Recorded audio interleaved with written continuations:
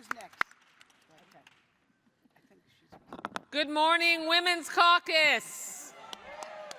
I am so proud to be back in front of the DNC Women's Caucus, where I proudly served as a member of this caucus, the first woman that was ever nominated by a sitting president to chair the Democratic National Committee, and the longest DNC chair serving in modern times.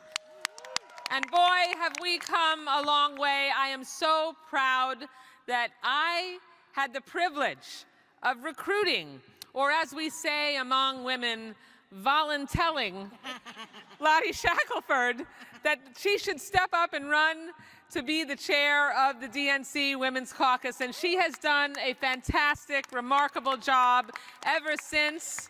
So proud of you, Lottie. And Artie, it's great to see you, and so many of my sister DNC members up here. Let me tell you, my friends, we have so much at stake in this election. And I can tell you, as a member of Congress from the state of Florida, we are feeling that more than just about anywhere. Ron DeSantis, who is the state version of the extreme MAGA Republicans, has been imposing Project 2025 on our state for his entire tenure as governor. It wasn't enough that he imposed a 15-week abortion ban. They doubled down before that even took effect, and then added a 6-week abortion ban, which essentially means that we have a near total ban in our state. And we have seen across the country all of this election, the last few election cycles since Roe was overturned, state by state, where reproductive freedom is on the ballot. Women and the men who love us have stepped up to make sure that we can take our health care decisions back from politicians and the government. And that's what electing Kamala Harris and Tim Walz to the White House will make sure that we can do. We have to work our hearts out. I know the DNC Women's Caucus members do that every single day anyway, but we know that our most precious resource, particularly as women, is not our money, it's our time. And we need to make sure that we invest that time.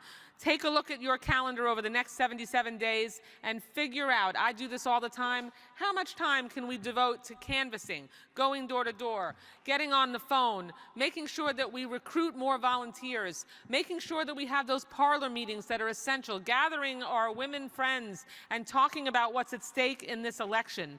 You know, all of us who have been involved in the party for so many years always say, the next election is the most important of our lives, so much that people sort of shut down and say, yeah, you always say that. Well, sisters, this isn't just the most important election of our lives.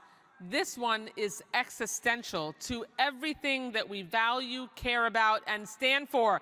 And as our presidential nominee, Kamala Harris, says, we won't go back.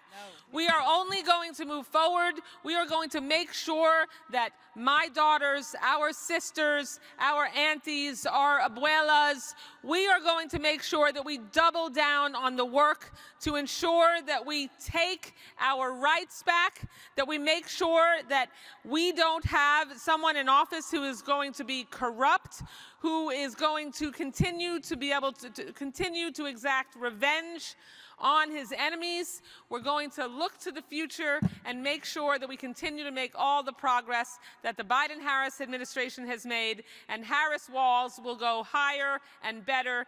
Thank you all so much. It's an honor to be here, and on to victory in November. It is my privilege to introduce my sister, mi hermana, Veronica Escobar from the great state of Texas.